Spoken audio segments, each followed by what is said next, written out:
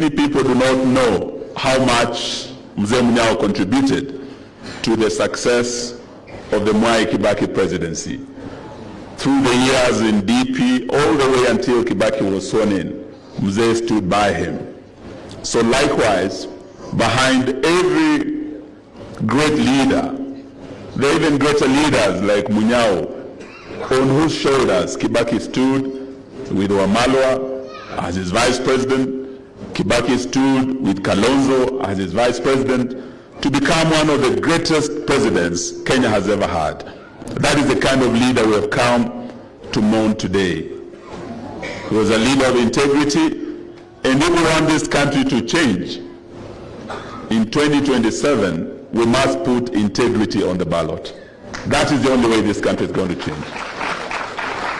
And even as we come to Ukambani to celebrate this great leader of great integrity, we do know that there are still leaders here of great integrity. I want to agree with His Excellency Governor Mutula that you have such a leader in the leader of the Wiper Patriotic Front, ambao Kenya iko inamwangalia sawa sawa.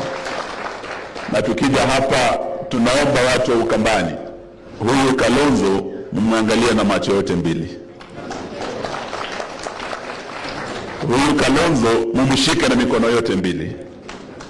We have been across this country and I know what I'm talking about. Leo nimesikia Speaker Kingi akiongea kule kwetu Western, amekuwa area Mount Elgon, anasema eti dalili ya mvua ni mawingu. Ushindi wa UDA kwa hizi by-elections, record ya Mheshimiwa Ruto is unbeatable, and therefore 2027 is a foregone conclusion.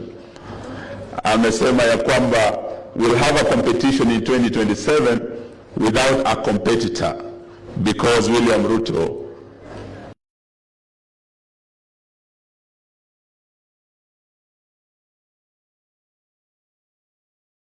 has no competitor.